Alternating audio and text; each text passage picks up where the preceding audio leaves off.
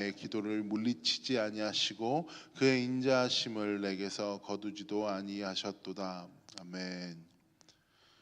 오늘 본문 말씀은 이렇게 시작하고 있습니다. 8절을 보면 만민들아 우리 하나님을 송축하며 그의 찬양 소리를 들리게 할지어다라고 이야기하면서 지금 이 시편의 기자는 하나님을 찬양하고 하나님을 같이 경외하자라는 어떠한 외침 아니면 어떠한 요청 내지로 시작을 하고 있습니다.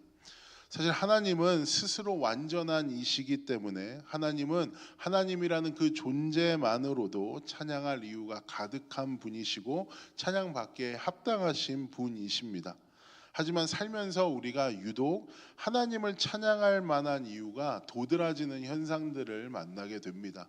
여러분들이 처해 있는 어떤 환경 가운데에 하나님을 그 이유로 말미암아 하나님을 찬양해 보신 경험들이 있을 것 같은데, 자연을 만드신 하나님을 보면서 그 자연에 감탄하여서 하나님이 정말 이렇게 놀라운 분이시구나를 찬양해 보셨던 적도 있으실 거고, 함께 여러분 주위에 있는 사람들에게 감사한 일이 생기거나 또 축하받을 만한 일들이 생겼을 때 그때에 그 식구들이나 그 사람들의 마음들을 보면서 환경을 보면서 그 사람들에게 해주신 일을 통하여 하나님 감사합니다라고 이야기하면서 하나님을 찬양할 수도 있고, 아니면 여러분들이 원하는 기도가 이루어졌을 때에 하나님을 찬양할 수도 있을 것 같습니다.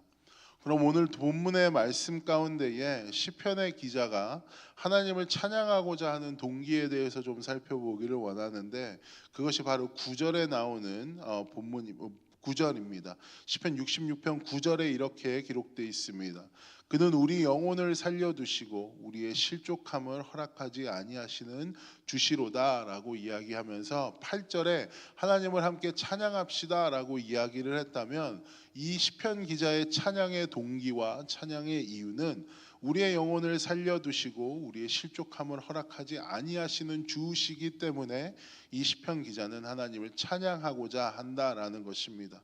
특별히 영혼을 살려두신다, 그리고 실족함을 허락하지 않으신다라는 이 고백을 살펴보면, 이 실족이라는 뜻이 발을 잘못 디뎌서 넘어진다라는 뜻이라고 합니다. 그래서 실족사라는 것이 제가 종종 들었었던 것인데, 실족사라 하면 그 말 그대로 발을 잘못 디뎌서 넘어져서 다치시거나 아니면 그렇게 넘어져서 돌아가시게 되는 그런 상황들을 실족사라고 이야기를 하게 되는데, 이 영혼을 살려두심 그리고 실족함을 허락하지 않으신다라는 이 시편의 기자의 고백을 통해서 우리는 하나님이 어떤 분이신지를 좀 알아볼 수 있을 것 같습니다. 보여지는 하나님은 우리를 지켜내시는 하나님, 아니면 우리를 보호해 주시는 하나님이다라는 그런 개념을 이 구절에서 우리는 발견할 수 있을 것 같습니다.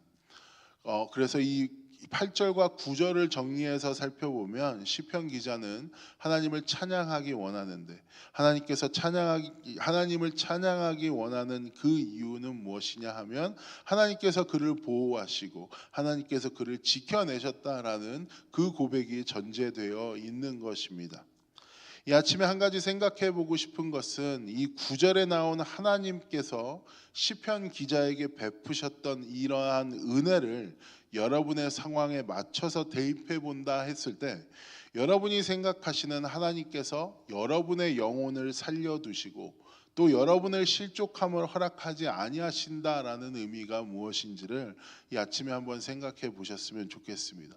시편 기자는 분명히 하나님께서 우리를 보호하시고 하나님께서 우리를 지켜내시는 분, 하나님께서는 우리의 영혼을 살려두시고 하나님께서는 우리의 실족함을 허락하지 않으신다라고 했을 때에 각자 처해 있는 상황들이 다를 것이잖아요.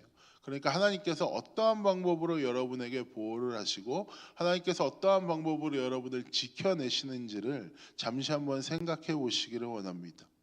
되게 많은 사람들이 하나님께서 보호해 주신다, 하나님께서 지켜 주신다 했을 때, 하나님께서 우리로 하여금 고난의 자리나 아픔의 자리로 빠지지 않게 해주시며 우리 삶의 순탄한 대로가 탄탄대로라고 이야기하는 것, 그 길이 펼쳐진다든지 굴곡 없는 인생들을 떠올릴 겁니다. 그리고 그런 하나님을 실제로 오늘 시편의 기자와 같은 마음으로 찬양합니다. 왜냐하면 내가 고난에 빠지지 않도록 하나님이 도와주셨고, 내가 순탄한 길을 걸어갈 수 있도록 하나님이 도와주셨고, 굴곡 없는 인생을 하나님이 살 수 있도록 보호해 주셨다라는 고백을 할 것인데, 하지만 9절 이후에 이어지는 이 본문에서는 시편 기자가 하나님께서 자신이 어떤 상황 가운데 자신을 지켜주셨고 실족함을 당하지 않게 인도하셨는지에 대한 고백을 하고 있는데, 그 상황들을 살펴보면 우리가 보편적으로 가지고 있던 하나님께서 나를 보호해 주시는 상황이나 인도해 주심에 대한 인식이 얼마나 얕고 그리고 또 크신 하나님을 제한하고 있는지를 알게 됩니다. 10절부터 12절을 함께 보시기를 원합니다. 10절에 하나님이여 주께서 우리를 시험하시되 우리를 단련하시기를 은을 단련함 같이 하셨으며 우리를 끌어 그물에 걸리게 하시며 어려운 짐을 우리 허리에 메어 두셨으며 사람들이 우리 머리를 타고 가게 하셨나이다. 우리가 불과 물을 통과하였더니 주께서 우리를 끌어내사 풍부한 곳에 들이셨나이다 라고 이야기를 하면서, 우리가 보통적으로 생각하고 있는 하나님의 보호나 하나님께서 지켜주신다는 개념과는 조금은 다른 이야기들을 시편 기자를 하고 있습니다. 10절부터 12절을 보시면 하나님은 의도적으로 우리로 하여금 그물에 걸리게도 하시고 어려운 짐을 우리의 허리에 메어두기도 하시고 불과 물을 통과하게 하시는 분이라는 사실을 우리는 발견할 수 있습니다. 또 우리를 단련하시기를 은을 단련함 같이 단련하신다라고 이야기를 하는데, 은을 단련할 때는 불에다가 높은 온도의 불에 집어넣기도 하고 그 은을 다시 빼서 망치로 때리기도 합니다. 그러니까 뜨거운 것과 아픈 것 모든 것들이 다 섞여 있을 만큼 은을 단련하는 과정은 굉장히 고되다라고 이야기를 합니다. 이 과정 모두가 하나님께서 우리에게 허락하시는 과정이다라고 시편 기자는 이야기를 하는 것이고, 시편 기자는 9절을 통하여서 자기가 이미 그런 길을 다 지나가 봤기 때문에 그 길 가운데서 하나님이 우리를 지켜내셨기 때문에 하나님을 찬양하고 있는 것입니다. 바꿔 말하면 이 말은 우리 삶 속에서 고난과 역경이 반드시 있을 것이다 라는 말이 되기도 합니다. 그것이 우리 삶에 직접적으로 일어나는 일로 다가올 수도 있겠습니다. 나의 의도와는 상관없이 나의 건강이 나빠지기도 하고, 또 열심히 자녀들을 키운다고 해봤는데 아이들이 내 맘대로 따라주지도 않는 경우가 될 수도 있고, 또 예수님 열심히 믿는다면서 너의 삶은 어찌 그리 각박하냐, 너의 삶은 어찌 그리 우리가 이야기하는 복과는 정반대의 길을 걸어가고 있냐라고 말할 정도로 우리의 삶이 풀리지 않을 때가 분명히 있습니다. 또한 직접적으로 일어나지 않지만 나의 삶 가운데 직접적으로 일어나는 일은 아니지만 이 시기에 돌아가는 세상의 모습들을 보게 되어지면 하나님께서 살아계신다고 이야기하면서, 하나님께서 일을 하신다라고 이야기하면서 이 세상은 지금 어찌 돌아가려고 이런 모습들이 일어나지라는 궁금증을 자아내기도 합니다. 그러면서 하나님을 찬양한다고 하면 우리 삶 가운데 고난이 없어야 하는 것이 아닌가라는 우리의 반문들을 오늘 우리는 살아가면서 이것이 아닐 수도 있겠구나. 하나님을 살아가면서 하나님을 찬양하면서 이 세상을 살아갈 때에는 고난이라는 것이 분명히 있을 수도 있겠구나라는 것들을 우리 삶 가운데 발견하게 되어집니다. 그리고 여러분들 중에는 지금 그 시기를 지나고 계시는 분들이 분명히 계실 겁니다. 하지만 희망을 두기 원하는 부분은 이렇게 인생 가운데, 이 세상 가운데 하나님이 없는 것 같이 보이는 상황 가운데에서도 하나님께서는 마침내 우리를 끌어내시고 풍부한 곳에 들이셨다라고 이야기하는 12절의 마지막에 있는 시편 기자의 고백입니다. 시편 12절에 이렇게 이야기하고 있습니다. 사람들이 우리 머리를 타고 가게 하셨나이다. 우리가 불과 물을 통과하였더니 주께서 우리를 끌어내사 풍부한 곳에 들이셨나이다 라고 이야기를 하고 있습니다. 불을 통과하는 것 같고 망치로 때리는 것 같이 맞고 때로는 한없이 정체된 것 같이 보인다 할지라도 하나님을 믿고 하나님이 지켜내시는 자들의 결말은 절대 선이고 또 오늘 본문에 따르면 풍부함이다라는 사실을 우리는 믿고 그 하나님을 찬양해야 한다는 것입니다. 그리고 시편 기자는 이렇게 고백하면서 실제로 자기가 경험한 하나님을 찬양하고 있습니다. 저는 이 고백이 우리의 모두의 고백이 되어야 하는 줄 믿습니다. 시편 기자가 이야기하는 10절에서 12절처럼 보여지는 인생, 누군가 보기에는 망한 것 같지만 결코 망하지 않았던 인생들을 살아냈던 사람들이 성경에 나오는 수많은 인물들입니다. 구약을 보자면 이스라엘 백성들이 그리 될 수 있겠습니다. 광야길 가운데 40년 동안 생활하면서 수많은 어려움과 우리는 상상할 수 없을 정도의 생활을 하게 되어집니다.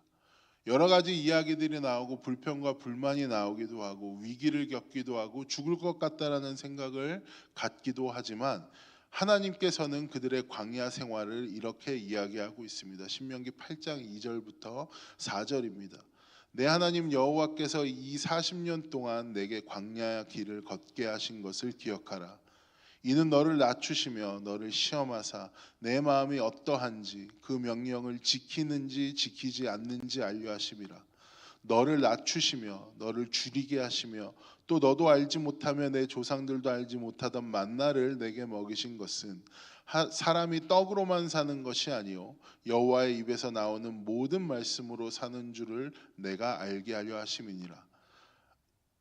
마지막 4절입니다. 이 40년 동안에 내 의복이 헤어지지 아니하였고 내 발이 부르트지 아니하였느니라 라고 이야기하면서 이스라엘 백성들이 이 시편 기자가 고백한 그 삶과 비슷한 삶을 살았지만 그 이후에 4절에 하나님께서 직접 이 40년 동안에 너희가 그 광야 생활을 하면서도 너의 의복이 사실은 헤어지지 않았고 너의 발도 부르트지 않았다. 왜냐? 내가 너희를 그 시험 가운데 지키고 있었기 때문이다라는 메시지를 계속해서 주고 계시는 겁니다.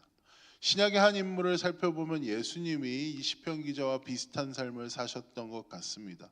믿던 사람들한테 배신당하고 조롱당하고 육체에 참을 수 없는 고통을 당하시고 더 나아가 자신의 아버지라고 하는 존재에게마저 버림을 받은 것 같은 그 철저한 외면 속에서도 예수님은 십자가를 지키셨습니다. 그리고 남들이 보기엔 철저히 망한 것처럼 너무나도 힘없게 십자가에 달려 돌아가셨습니다. 그러나 그 사실이 끝이 아니었음을 우리는 너무나도 잘 알고 있습니다. 예수님이 당하신 십자가의 고난이 오늘 본문에 나오는 10절부터 12절 상반절까지라면 12절 후반부에 나오는 끌어내시고 풍부함 속에 두시는 것은 십자가 이후에 예수님께서 보여주신 부활의 사건이 될 것입니다. 그러니까 예수님께서 우리의 목자가 되시고 우리의 주인이 되신다라고 이야기하는 예수님께서 이미 이 길을 다 가보신 셈이 되는 겁니다. 그렇기에 예수를 구주로 고백하는 우리들, 그리고 이 시대 가운데 이스라엘 백성이라고 일컬음을 받는 우리 또한 분명히 이 성경 가운데 수많은 예시들이 나와 있기 때문에 우리 삶이 때로는 그렇게 고난과 고통 가운데 있다 할지라도 두렵지 않을 이유가 충분히 되어지는 것입니다. 오늘 말씀을 마무리하기를 원합니다.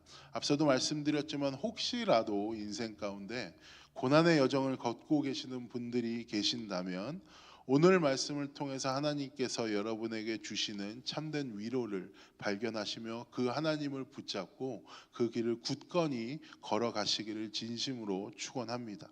이 말씀을 붙잡고 이 역경과 광야의 시간을 함께 통과해 주실 그 주님과 함께, 그리고 그 여정이 끝났을 때엔 우리의 의복이 해지지 아니하였고 결국에는 우리의 발이 부르트지 아니하게 우리를 지키시고 실족하지 않게 하시는 그 주님을 발견하고 그 주님을 다시 한번 이 시편 기자처럼 찬양하는 그 시간이 속히 오기를 주님의 이름으로 또한 간절히 축원합니다. 시간 기도하겠습니다. 사랑과 은혜의 주님, 시기를 살아감에 있어서 누구나 인생에 겪는 계절과 또 시기가 다르기 때문에 누구는 좋은 곳에, 누구는 사망의 음침한 골짜기에 있는 것 같은 기분을 느낄 때가 분명히 있을 줄 압니다. 하지만 하나님 동일하신 것은 우리가 푸른 초장에 있을 때나 사망의 음침한 골짜기에 있을 때나 주님께서는 여전히 우리를 보호하시며 여전히 우리를 지켜내신다는 그 너무나도 놀라운 사실입니다.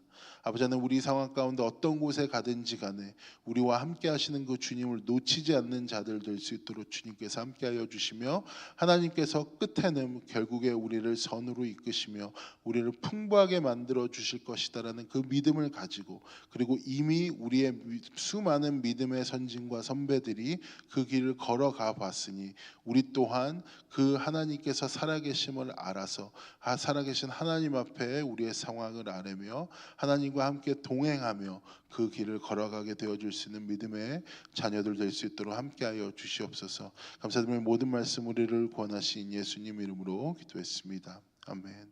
하늘에 계신